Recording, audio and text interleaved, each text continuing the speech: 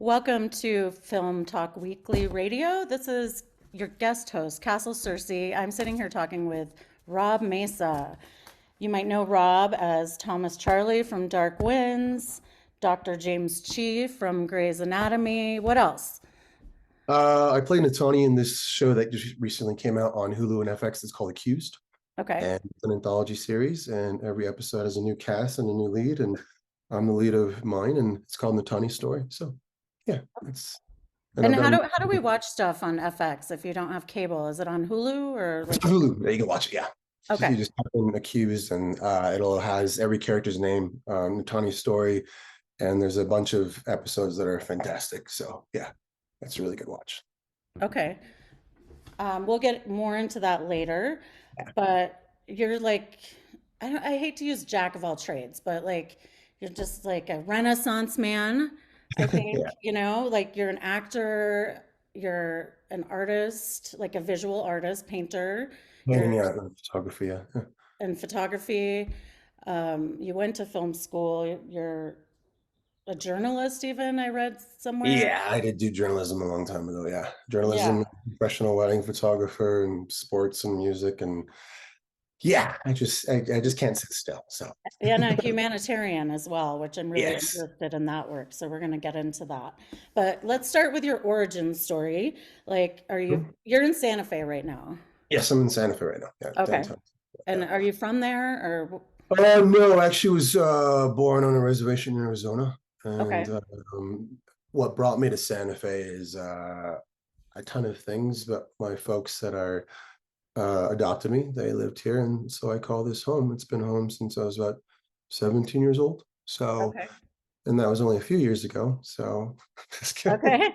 I believe you. I believe you. Yeah. I don't know. No, yeah, I know this is home. I grew up um, as a orphan pretty much and moved around a lot and fell out of the system. And for a good period of time in my teenage years, I was homeless, just hopping around and going from different state to state, and whomever took me in, and got rid of me or what have you. Long story.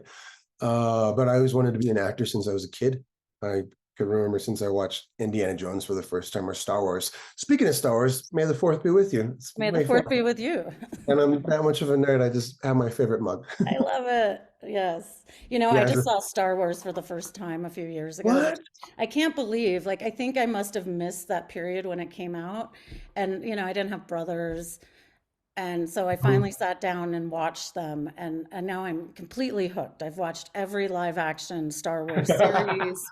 I've gone back and watched all the episodes, like completely hooked now. Mhm. Yeah. They're fantastic. I love them. But yeah, I always wanted to do that since I was a kid, but never was in any environment that nourished that or welcomed it at all because I grew up in the 90s and 2000s. And back then, when you told people that you wanted to be on television, the reaction was, "You're never going to be on television because I know little brown boys on television." Right. Or when I would tell people I want to dance and sing, and they would say only fags want to do that, and just got put down so much growing up, and a lot of it was rough. And but now I'm very happy getting to do what I love to do and try to give back to as much as my community as possible. That's a lot of nonprofits I work with, and a lot of my artwork goes to those nonprofits to raise money. So yeah, and that's a little bit about that. And I mean, how do you go from people telling you you can't do any of these things to doing them, or not even them just telling you you can't do it. I mean, that's one thing to say, oh, it's impossible, but like mm, it sounds like it's just like dismissive of your dreams. And there's a whole nother layer there of like just kind of like knocking your self-confidence completely. It's not just saying it's impossible. Oh, that's really hard. It's like, no, you can't do that, yeah, How um, how do you how do, how do you overcome that or get to be you? um, that's a really good question.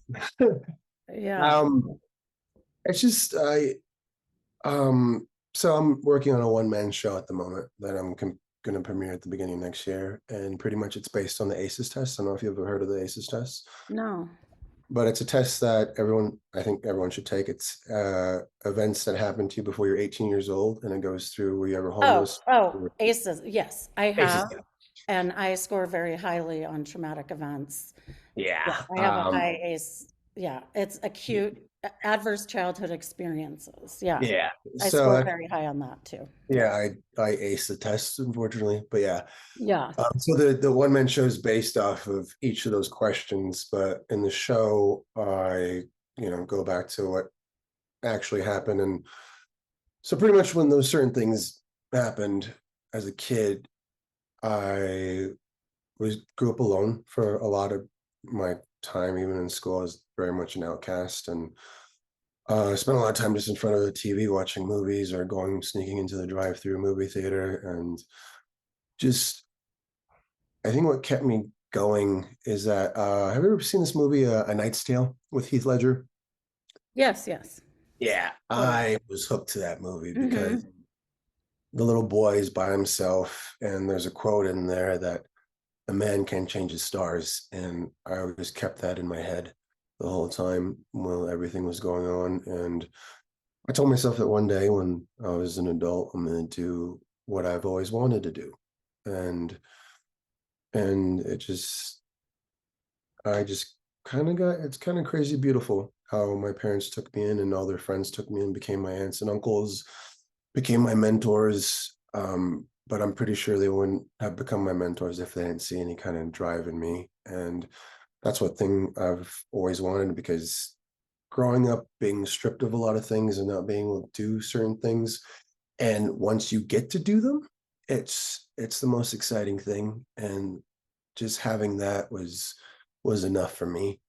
And knowing that I wanted a better life for myself as I got older, and just being put down for a long time, and not even being loved the right way, kind of just kept me going. I mean, there's rough spots even as I got to be an adult, obviously, with all the success that I've had. There's comes a lot more obstacles with that as well. But I just wanted to see it through. And the thing about it, because I've done a lot of work with my mental health and taking care of that, and I was just saying that you have to treat the younger version of you really well, and think That's what nobody. my therapist says. Yeah, We do a lot of that younger self work, and it's like I hate going back to my younger self, and that's a problem. Like, you know. yeah, yeah.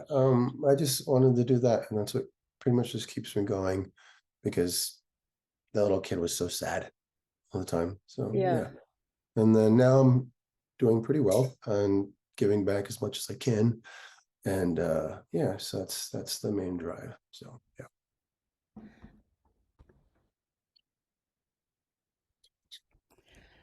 Okay, so I want to talk a little more about the one man show. Is this theater or film? Yeah, it's gonna be theater. Yeah, Okay.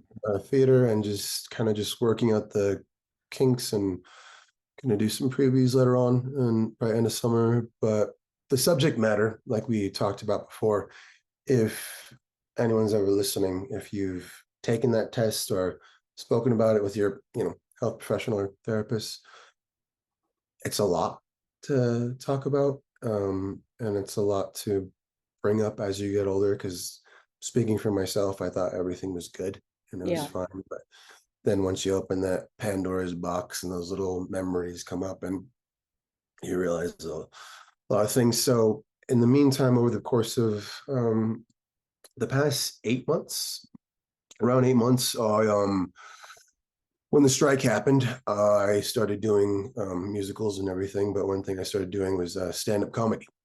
Oh, And cool. so, yeah, I pretty much would try out little bits on stage and see what worked and see what didn't. Because one, it's such a traumatic thing to talk about, and a lot of people don't talk about it, which I think we should normalize mental health Yeah, personally, agreed. because a lot of people get shunned for it. And as a man and as a Native man, you're you're you're thought to you're expected to not have any feelings, just kind of push through everything, and then it just bottles up and it comes out in a really terrible way sometimes, and in some cases trying to take your own life, which is something I went through. That's why I talk so much about suicide and men's health. But with the one man show, pretty much just explaining to people what ACEs is and going through the steps, but also um, going back in time to when these events happened to me, but also what I did after to make myself feel happy, or what I did after to make myself happy, then as an adult, how it impacted me as an adult. And it pretty much, it just kind of gets bottled up and let out later on. And um, like for example, there's a certain incident happened, and after that, I didn't know what to do, so I hopped on my bike and I rode down to the drive-in movie theater. And I didn't have any money. I just had this like little GI Joe radio, and A Knight's Tale was playing. And I remember there was a milk truck that they delivered milk, and I remember climbing on top of one of the trucks one time and kept doing it and made friends with that security guard after dogs almost took my legs off. But I remember going there and just being just going into another world and falling in love with cinema, and just and so those moments, and there's a really lovely, romance in there. And then fast forward to when I'm an adult, actually experiencing going on my first date with somebody and going through that and realizing, kind of just running away from relationships because not feeling worthy of love, Hmm. because if you're brought up the way I was, you don't know anything of love, and you don't, the relationships you see, they're very unhealthy, violent, and everything. And just, and it's so you never learn anything. You just expect that you'll never be loved. So, and then talk about that and how we heal from that, and then move on to the next one. So that's a little snippet of how the one man show is going to go. And through a lot of my advocacy work and with the Indian Child Welfare Act, I've been doing a lot of panels, and we've been doing live panels with a group of 6 to 4 fantastic individuals. One of them's my foster sister, and pretty much presenting on these panels lived experiences.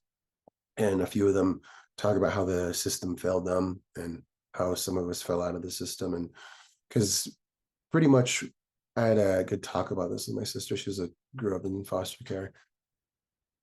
We're very lucky because there's kids I know, or kids around me, or teenagers I was homeless with. I didn't see them. I don't hear from them. A lot of them went to the military and disappeared, or committed suicide, or they got addicted to drugs and alcohol, and just all those incidents that happen. And the fact that, when me and her were having this chat before we're about to do this panel, just like, we're like the 1% Mm. that, is lucky. And I'm lucky enough to get to surround myself with people that love me and show me what love is, and actually appreciate me taking care of my mental health and everything. And it just kind of, that's how the whole structure of it's going. And then thinking back when I was a kid, imagining doing a certain thing as an adult, and now the fact that I'm actually doing it. Like, there's a story about when I uh when my folks split up when I was a kid, and I cried, and it was pretty bad on what I saw and how it happened. And I remember just being left alone in a trailer for like a week. And I remember watching ER. Remember ER? Mhm. And I love that show. I don't know why I love it, but I really liked it. And and I was like, oh, that'd be cool to be like a TV doctor one day. Like when I'm an actor, I get to do that. And fast forward, you know, 33 years later, and I'm on Grey's Anatomy as the first Dr. doctor. James Chi, the first indigenous Yeah. actor Yeah. or doctor or actor on the show. Or both. Both. Yeah. Both. Yeah. Yeah. Yeah. Yeah, both. Yeah. Yeah. So it's Cool. and just it's just that I how I got there, Uh-huh. or just watching James Lipton when he would do interviews, and I hear all these actors talk about theaters they performed in, like Yale Repertory Theater or theaters in San Francisco and Portland, and the fact that I've been able to do shows in those locations as a theater actor, it just kind of blows my mind sometimes that as I'm writing this whole thing. And the reason why I mentioned the keynotes, because we're actually talking about all of this, and that's being very vulnerable and in front of a whole lot of people. Even talking about right now, it's being very No, vulnerable. I was gonna thank you and just really appreciate how brave and vulnerable you are. Yeah, because in the show I do talk about how I try to, commit suicide. And it's when I do these panels, it's I was scared to do it because before, when I've talked about my mental health, especially in the work environment or film, it's just like, don't talk about it, and or you're considered unwell or unhealthy to do the job or what have you. Right, a risk or yeah. Yeah, risk or Mhm. anything like that. But opening up like that, I got so many warm messages and a lot of people coming up to me after that, and these are all people that work in the foster care system and mental health and different reservations, and them coming to me and telling me like, oh, I lost my brother, my husband, and my nephew. I didn't know what they're going through, but it's just no one ever talks about it or allows men to cry or show feelings or anything like Yes. that. So it's just so doing this, it's going back in little Pandora's box and doing this is that's why I gave myself enough time to heal personally, but also to give this message, in a constructive way. So I'm not bashing someone over the head with information. Hmm. So that's why I was doing a stand up, just working these out because with all this like really intense information, I always try to throw a joke in at the end, which is working pretty well with Where do you a do lot. stand up? There's a place called the Chili Line here in Santa Fe, and What's it it's called? on the Chili Line here in Santa Fe. Okay. And then I've done little pop-ups in different places and just hopped on, and it's been really fun. It was the last kind of like art form that I really wanted to try because I don't have a script. No one's forcing you to go up there. No one's telling you to go I think rehearse it's or the bravest thing in the world. yeah. I attend a lot of stand up just for the bravery, Mhm. just like I think about doing it, Just I'll, try it. I'll do it one day. I was I'll gonna come take to a Denver, and class. there's a lot of places there. We'll go do one together. Yeah, yeah. Yeah. No, I, it's yeah, it's been good. um, so Robert, since we're on the topic of your one-man show, which is Mhm. about mental health, Mhm. and we know you've spoken on panels, um, and you're also tell us about your humanitarian work and I love that it ties directly to your experiences and it's such important work. I think a lot of people maybe they know, but I know the suicide rates on reservations and pueblos are higher than Yeah. regular No, like very much is there. the surrounding communities, and I just think it's really important work that you're doing. Well, thank you. Appreciate it. So tell me about all Yeah. your involvement so we can follow also and support. Okay, cool. Yeah, I'm a board member of a nonprofit here in Santa Fe called Castle Searcy, and we help with a lot of foster kids get rehabilitated. And pretty much we cover a few counties here in New Mexico, and that's where the majority of my time goes into working with. And then the last conference I did was at the 24th annual conference of the National Indian Child Welfare Association. Got all that right. It was it was a conference in Seattle, and pretty much it covers the issues of in Native children, the families, and the communities. And it was attended by about I think it was like 1,700 people, and pretty much everybody that is was in attendance was healthcare providers in different states and everything, and doing the live panel and showing them what everybody's not knocking on anybody that's studied what I've gone through or but just telling them our lived experience and how we got from point A to point B. That's been really important to me doing that because it just gives back a lot to everybody. And with I always told myself with any type of I don't like saying this word, but fame or what have you, platform. Uh, um, Yeah. I wanted to do some good with it. Mm-hmm. And so another nonprofit I help is the Ukrainians for New Mexico. So off the spotlight of Grey's Anatomy, about 2 years ago, me and a few locals here in Santa Fe and the lovely Ukrainians that have moved here to Santa Fe and Albuquerque band together, and I put myself out there to raise money for medical kits for the soldiers and drones and drone parts. And went out there for the first time about, I think it's been like a year and a half ago was my first time going out there to do a delivery in person. And that Wow. was quite um it was a lot. And so that's incorporated into the one man show as well. And I still do Oh, a lot of okay. advocacy work with the Ukrainians here, helping them pass bills at the Roundhouse here, because this is the state capital of New Mexico. Doing that. How did you And get connected with Ukrainians? Like from meeting them in town that had moved there, or like one of a friend of mine, Luke Fitch, lovely human, is a drone operator, and I met them through him because for quite a while, on Saturdays and Sundays, they would always do a march and everything and hand out pamphlets and letting everybody know what's going on.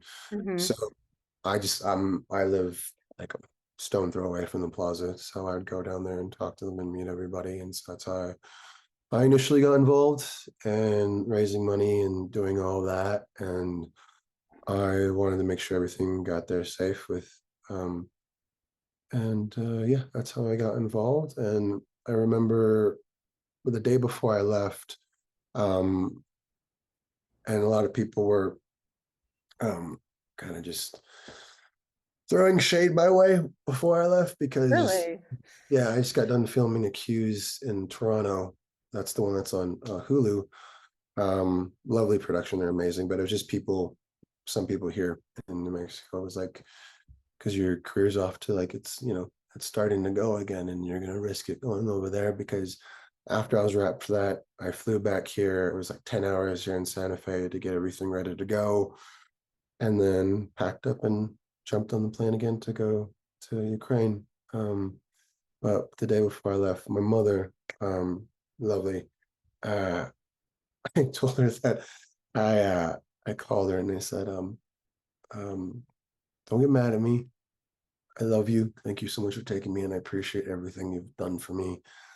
And I love you to the moon and back, but I really want to do this, and I feel like I need to do this. And my mother, she's a Ukrainian Jewish, and she told me this wonderful story about a great great grandfather that is from Kiev, hmm and one of the last ones to leave. And she told me a story, and it was I was she's like, just know that when you go there. And she said, "Oh, I'll see you when you get back."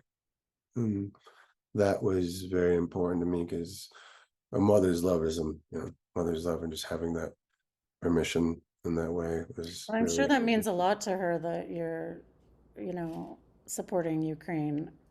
yeah, I'm sure that's a big reason why, is because yeah, she so, is Ukrainian. yeah. Um, Ukrainian Jewish. Yeah, hmm sorry, I get tripped up about that. Other nonprofits I work with is the Lightning Boy Foundation, and that is a nonprofit here in New Mexico, and it was birthed from the Powaki and different pueblos, and I auction off my gold leaf pieces every year to support it, and pretty much the funds go to kids' lessons, after school programs. If they want to go travel for competitions, that's what the funds go to, and pretty much providing the kids with the proper gear to get going in the beginning. So that's one I work with as well, and do a lot of work with the native communities here and everything. So yeah, just a little bit of everything. So yeah, yeah, How do yeah. you have time for all this? I guess when you're passionate about it, it doesn't feel like work, you know? No, I just don't like sleeping. That's all. Yeah, yeah. So Yeah, your no, painting, I've seen some of your gold leaf work, like yeah. it's beautiful. Thank you. So you do commission pieces, you donate pieces. How do people find your work in Santa Fe? So I just signed with the gallery. It's Kenneth Johnson Studio Gallery down at in the plaza. It's Kenneth just Johnson. Kind of John's studio. Yeah, it's Okay. just below this lovely location called the Boxcar. It's a restaurant there, and it's located just under it. I'm writing it And- down for when I visit next. Yeah. okay. Cool. Yeah, but over the past 3 years, I kind of just took a break from being in galleries and was just do commission pieces and get pieces ready to donate. And that's Hmm. as far as I normally would go. But prepping for doing shows in LA and New York and gonna hop overseas again to do shows there in Shanghai because I was living in China for a bit, Oh, teaching photography, really? doing shows there, and had my first big residency there a while back. Yeah, so yeah, just gonna hop around everywhere and possibly go back to New Zealand to show my work. So it's gonna be good. I'm excited. Just planning. Awesome. Yeah, thanks. Yeah, Where did you learn to paint? Or you just, I taught myself. yeah, Uh, yeah. so a long time. I know because I got into photography because one of the jobs I had when I was doing journalism, they fired the photographer I was working with, and my employer said, "Do you know anybody that knows how to do photography? We're going to pay them the same amount." And I immediately said, "I know the perfect person." Like Hmm. who? It's like me. I Hmm. never. I just admired photographers, and he's like, "All right, well, here's funds for the camera to get going," and pretty much started practicing on that and teaching myself and putting myself out there to different shows and got a couple fellowships and got a lovely camera and started working with that. But how painting got involved is that a long time ago, I was going to do my first show, art show, and I saved up a little bit of money and took it to the printers. And this printer doesn't no longer exist, but I didn't know they were scamming people out of Oh, pieces are just not doing a proper job. And I remember they gave me this big one and they charged me for it. I didn't want it, but I got home and I was like, oh, I'll pay for it. And I got home and there was no color, it was just black and white. And I asked them where the color was at, and they're like, you got to pay like about $100 extra for color. And I was really disappointed. It was a lovely photograph, but the color was going to bring it to life. And I had these paint markers in my apartment at the time and then spray paint. So I was like, this is like a big coloring book for me. mm-hmm. Started painting over the image and started getting really fine lines and details and getting really good at it. And yeah, that's how the painting started. And then when I was in China, they use a ton of gold leaf on everything. And I always imagine like one of my first pieces, the way I described it is that what if we were never, and brought the genocide as natives? What if we had gold? What would we have done with it?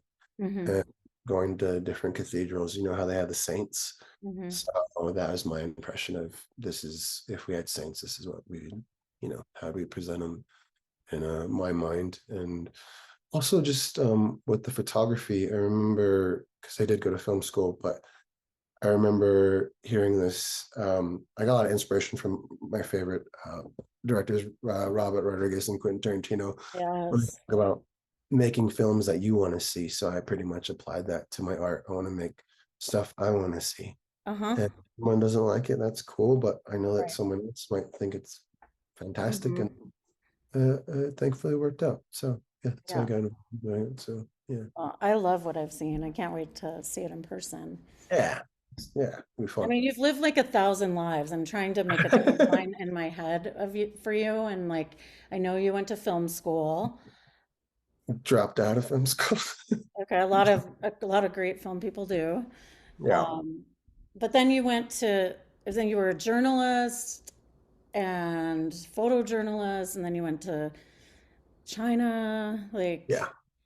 Like, how did all these things happen, or what's the time frame, or what connection led one to the other? Um, so in the beginning when I first was just homeless, like as a teenager, like hopping around, I was in the skateboarding lot and a lot of Yeah. my friends were pursuing that and I saw the damage it did to your body and I wasn't really good. I was okay. It was decent. Uh-huh. So that's why I was like, I still want to be around my friends and do things with them. So I started writing and doing that and filming them and everything. That's how I started that, and then progressively came to Santa Fe and always wanted to act. And my mother was one of my trainers for a while and started that. And then there was a program with Juilliard and Carnegie Hall a long time ago. The program doesn't exist anymore, but pretty much me and my buddy at the time we auditioned, and pretty much they had a nationwide auditions, and if you got in you could study with them, and it's like a really intensive course. So I got to do that and got trained Cool. by some alum from Juilliard, Wow. and Wow. they're about to graduate. So I got a crash course of dance, singing, monologues. I remember they had us screaming out monologues on, it's called the Drury Hotel now, but it's an abandoned hospital. And just doing character work. And there's a photo I have, I'll send it to you later on. But it's just like they did an exercise of just exploring a character, Uh-huh. and you make up that character, and all of your traits and everything you know how to do, you incorporate into that character. So there's a photo of me. I shaved my head. I remember I had a tie on, and I I watched a lot of John Hughes movies as a kid, and I pretty Wow. much put all those characters together and was doing breakdance moves on top of this hotel. It was stupid. I probably shouldn't have done, but just yeah. So there's a picture out there with a tie, I had eyeliner on, and that was that Sounds experience, cool. and just everything, and just kind of getting a little bit more in detail. But I remember submitting um the trailer and the idea to different film festivals in the beginning, and one film festival I remember, um I was in the middle of production and I was getting it ready, and I told them, like, what do you have? I was like, explain the storyline to them, and they stopped. I was like, wait, it's about the missing and murdered Indigenous woman? I was like, yeah, but it's just I'm not done yet. It's like, oh, wait. um that was last year's trend. What else do you got? I'm not Mm. gonna say what film festival it was that said that to me, but it was just, it I feel like was, we should say it. yeah, it was No, we just won't, horrible. but Anyway, so ugh. we went through and did it. I remember we didn't get to our mark for raising money. And to any filmmaker that knows this, it's just like it's the best worst relationship you'll have, because it's just your baby. And I remember we didn't have enough money, and I remember I quit my job and I gave up my apartment and moved to. We filmed it in Nashville, Tennessee, because Oh, I wanted it to take place in Toronto. Um, but that wasn't the case, and yeah, so we filmed it there. But I remember when they told me that, I was really taken aback and I was really upset. yeah. But like earlier, I referenced like my heroes like Quentin Tarantino, Robert Rodriguez, and I thought really hard about where the money was going to go or what we were going to do or what I was, going to submit it. So there's this fantastic interview with them where they talk about From Dusk Till Dawn, which is something very serendipitous, is that I ended up being a vampire on that show, which is cool. Yeah. But when they put out that trailer, you can watch it. They made it seem like a bank heist with Quentin Tarantino and um, um, George Clooney. Yeah, that it was the story following them, escaping and everything like that. That's what the trailer was about. Hmm. But they really scared the shit out of people when it premiered, and they found out halfway that it's a horror film.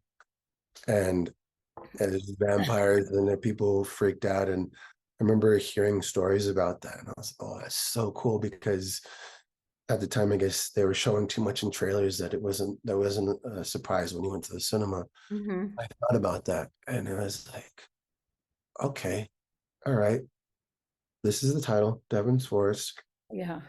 The cinematographer is going to be Chef's Kiss. I'm going to do that. My composer, Jordan, fantastic guy. He's helping me compose my next film. The music's going to be on the point, sound, the picture. And pretty much the trailer is pretty much people like beautiful people on film. That's just how it is. And so we just did a lot of pretty shots, because there's a scene in the film where when he's looking back on his memories of how they met in their first date, and they're just Hmm. having fun, enjoying each other's company. They're running around the city, and it's a lovely Love montage. school. Yeah. Yeah, so I made it look like that, Yeah. and put the trailer out and everything. And And so it just kind of looks like it's a pretty couple falling in love. And then at some point in time, it looks like she just broke up with him or something because he's by himself in one shot and then Huh? just put it out there. And then when people saw it, they're just like, oh, Yeah. this is what it's about. Because at Uh-huh. the end of the film, we do put the stats and the statistics and everything Mhm. about this Right. happens with First Nation people in Canada as well and here Right. and states and also New Mexico is like one big hotspot for the missing murdered indigenous women. A lot of people Mhm. don't know that. A lot of people want to just pretend it doesn't happen. So that was the goal of that film, just to kind of get people in seats and then that comes up. That's what Brilliant, yeah. brilliant. And the So story yeah. needs to be told. Like, Yeah. yeah, So yeah, I but can't believe someone would call it a trend, It's, yeah. Yeah. um, But yeah, it's I'm just glad like yeah, did you write that story and I direct wrote it it? I wrote it with Forrest. Okay, Me and Forrest wrote it, and then I pitched in a little bit directing, but mostly it was Forrest directing it and Gabriel hopping in, and okay. yeah, then Devery just being amazing. So yeah, Deborah from Reservation the Dogs. Reservation Dogs and Yeah, Echo, yeah, she's in there love, too. Yeah, she's love, amazing. She's great. love, love, love. Yeah. Yeah, I'm really happy with her career and where it's going. Oh, yeah, It's yeah, so cool. Yeah. yeah. Big fan. Um, Real quick, I think we're running out of time, but Dark Winds probably. I love Dark Winds. Yeah, Dark That's a Winds. Yeah, I yeah. did the second season of that, and it was a blast because I got to work with my buddy Chris Air, such a lovely mentor, amazing guy, and it was so cool being on that set. And just being making a cameo as one of those Where did they characters. film that? We filmed it at the La Fonda Hotel down at the Plaza, Oh, and okay. it was funny because I my scene is with Kyle Gordon, Yeah. fantastic guy, and we just got done doing Accused about a few months before. So it's funny when you see us back to back. It's just we're just it looks like we jumped in a time machine Yeah, and just yeah. Totally, because I was watching it and I'm like, this isn't Dark yeah. Winds, So but that's yeah. fun. And then Accused, it's about four friends who are living on the Navajo Nation and protesting a power plant that's killing a lot of their people in the nation, which is a very real story and something that still happens to this day. And Tasma Chavez, she also does Reservation Dogs in Rutherford Falls. Um, just it's such a pleasure to work with her, and that crew in Toronto is amazing. And that's a heavy story. Give it a watch. It's just like it's an anthology series. It's called Natani Story on Hulu. That was a lot of fun, and it was great because there's not any stories put in cinema or television about the Navajo Nation or any nations. I mean, it's slowly getting better and Hmm. it's progressing and everything. So that's fantastic. And Grey's Anatomy, I'll end with that. So Hmm. I and which also one of the episodes we covered what COVID did to the Navajo Nation, which was one of the Oh, highest death oh, tolls during okay. COVID. And one of my episodes that I did references that. And that episode is very special to me because my dad, Wes, does a cameo in there. He plays my patient. Oh, And that was fantastic. And he surprised me on set when he came up. And that was really cool. But the thing with Grays is that I was only supposed to do one episode in uh-huh. the beginning because it was happened during COVID when all these productions started ramping up and it was in a pile of auditions and I had gotten and got it. I remember I got it and I didn't want to fly because I didn't want to get COVID or anything. So I Right. remember just hopping in my car and driving the whole 12 hours in one go to be there. And it was so amazing being on that set because everybody loves that show. It's iconic and Yeah. that set it was just so cool. And the child in me, like watching ER and the medical Uh-huh. shows, like Yeah. I made even if it was just one episode, I was happy with it. Yeah. And then a few months went by, and it was funny because the episode came out, everyone was excited, it was great. And then in filming, I forgot they forgot to call me on one of the last scenes. So in the last scene, they're talking and like they're telling the interns like welcome to Gray's Memorial. And I wasn't a part of that scene. Oh my God, this really had an impact on my mental health and it gave me a really good a really good peek into not reading comments on the internet, or because people are Oh, just cool. that's so cruel. Yeah. And I got roasted the next day. I was like, Hmm. oh, he didn't last that long. We killed him off, blah, blah, blah, and just saying horrible things. And I just felt bad for the longest time. And I remember Hmm. I was on the show for a few months and then they brought me back and it was a very much a treat. And it's one of the best things I've ever, done. And I'll get opportunities to do other things, but that just holds a special place in my heart because that means so much to a lot of people. It Hmm. means a lot because a lot of people inspire to be nurses or doctors and they watch that show religiously and that's what they do now. But the one thing great about it is that you have a lot of indigenous people watching that show, First Nations people, and there wasn't any representation for Hmm. them. And the fact that I got to be that for them, and I Yeah. got so many lovely messages of thank you so much for doing that. It was amazing. I watched it all the time. I always wanted to see myself on there, show my daughter and my niece and Hmm. teenagers like, oh, this is cool because they'll binge watch because I came in season 17 Hmm. and they're like, I watched it and then you popped up and I just made us so happy. So yeah, that was just a pleasure to do that. And yeah, so did 17 and 18 on that show. And hopefully one day I get to go back because the character I play is very alive and well. So we'll see what Oh, happens. good. Good. Yeah. Great. Yeah. So we can watch you, if we go to your IMDb page, we can see everything you've worked on and Yeah. find it streaming, Mhm. waiting for your one-man show, waiting for you to be in the Kenneth Johnson Art Gallery in Santa Yeah. Fe. Yeah. Well, You're just, I'm in there right now. So you're in there right now. Okay. I'm in there right now. Yeah. I'm I, just not I there. Okay. right Yeah. when we took our break, I just finished the piece and took it out of there. So that's all. Oh, cool. The training you have with dance, it just gets into your bones and everything like that. And being trained in the theater is like one of the best things that ever happened to me. So yeah, so that's how that started. And there was no work for a long time as a Right. name. Yeah, because like I think the only thing I booked because I'm a mixed bag of everything. I'm like all the shades of brown in a coloring box. Mm. So because they're traveling from Navajo, there's a clan, it's a Mexican clan mixed with Navajo. And then in California, it's mixed with Spanish and a bit of Hawaiian that they're traveling from. So the first job I got was From Dusk Till Dawn, and I played a vampire Oh, in there. oh, And cool. yeah, it was really awesome. I really loved it Yeah. because in the script it says Robert Rodriguez and Quentin Tarantino as the Uh, writers on there. oh I my have it framed God. up in my I didn't know that. Cool. yeah. So that Yeah. was like a little bit I got. Then in between jobs, I did a lot of theater, and I'm a part of the company called Native Voices in LA. That's part of the Gene Autry Museum. And lovely company and learned a lot from them. But in the meantime, so when I was over there, they would have an art show. It's called the Autry. It's one of the biggest art shows in the country, and Mhm. where I got in and I was selling my art pieces in this big tent, but at the same time, I would run in the beginning to audition for Native Voices, and I would tell someone like, "Please, can you just? I'll buy you a coffee. Just stay here for 10 or 15 minutes. I'm gonna go do this monologue and come back." And I remember I auditioned. I think it was like 3 times, and I finally got in. And so I found a good system of doing everything.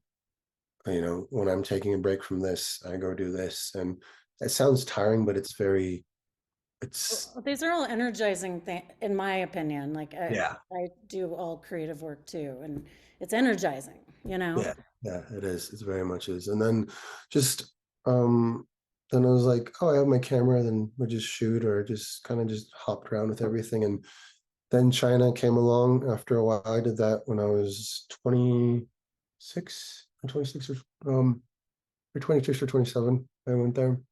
Yeah. Was there for a few months and then toured all over China, taught photography there because a lot of students I had were final year students. So some of them wanted to learn event photography. Did that with them, weddings, engagements, journalism photography. But We did, how did you get a teaching job over there? well, it was part of my residency that Okay. this is the deal. Like you're going to teach, we're going to set you up. And then, Okay. but it was hilarious because my students were, I think I was like a year older than them at the time. Yeah. Yeah, but it was lovely because they helped me work on my Mandarin and everything, and it was fantastic. And yeah, so it was really great, and I learned so much from that, and yeah, then came back, and then when I came back from China, I roles started slowly picking up, and I landed my first big role at that time, and got to play Tecumseh in this four-part miniseries that's executive produced by Leonardo DiCaprio, and that was on AMC in history, and got to What's that travel. called? It's called The Men Who Built America, the Frontiersmen. Okay. And it's a four-part miniseries, executive produced by Leonardo DiCaprio. Sorry, my sound went off at that point. But yeah, got to play Tecumseh, went to New Zealand, and it was just an amazing time. And I really got to sink my teeth into that character, and it was awesome, and learn how to speak Shawnee. And I was so happy as a kid because I got to do so many fight scenes and everything. It was fun, and yeah, and came back and then just did artwork for a long time. But I always told myself once I was okay with my living space that I would definitely try to give back as much as I can. And then Lightning Boy Foundation came up. I started helping with that and just different causes as I got older. So yeah, Hmm. yeah. We're gonna take a pause here. I'm not gonna stop recording. Jacques, you can just edit it where you need to. We'll talk to Jacques. Say hi to Jacques. Yeah. Yeah. Yeah. Okay. We've covered like a lot of things. We do need to cover your film work, I guess. I mean, I could just talk about art and philanthropy all day too. That's kind of the world I live in a little bit. Oh, nice. Not, not, not as impactful as what you're doing, but Oh, you know. fine.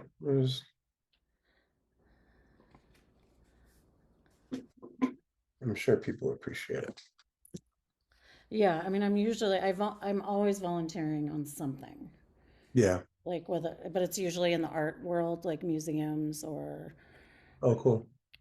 yeah, like in New York, I volunteer at a museum and usually art, creative related philanthropy.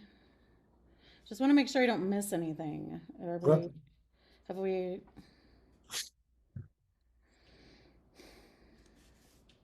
Um, we talk about film work and talk about theater too. mhm. Um, Do you feel like you've touched enough on mental health and your yeah, organizations you're involved with? yeah, I I think think you I, yeah, have. yeah, Yeah. I think we did a good job with that. Yeah. Um,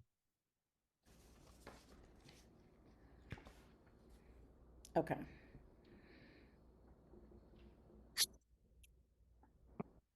and also, I was gonna send you the link to that. I didn't ask you that, but did you ever watch my film that I entered to the film festival a while back? Devon's Forest? You entered it in this year's festival? No, it No, was last about year. 3 years ago, or that was like 4 years Oh, ago we did that. Yeah. I have not seen it. Oh, yeah. Is there a link or something I can watch it on? Like, usually I'm working the film festival and I don't have time to watch anything. It's really just Yeah. such a conundrum, you know. I'm Oh, it's hoping to, fun. I want to get an intern this year to help me, Yeah. um, so I can have time to watch films. Yeah. Yeah. No, but I did. It was about the missing and murdered Indigenous women. But it was I wrote a love story about pretty much what happens to a couple when this happens to them, and yeah, and filmed it all in Nashville, Tennessee. I was going to film it in Toronto, but we didn't have any money. Um, Left my job to go finish that film. Devery Jacobs, who's in Echo and Reservation Dogs, is the lead. She was the love interest in there, and then I was in there as well. And I remember Jacques and everybody was very. That's where the premiere was at that festival at the time. But I remember at the time it got a um it wasn't being accepted in certain places because I told them what the story was about, and they said, "Oh, the missing and murdered Indigenous woman. Yeah, that was last year's trend. What else do you got?" Ooh. Okay, Yeah. I want to talk about that. So let's say we're Okay. starting or Now. action, action forward. Yeah.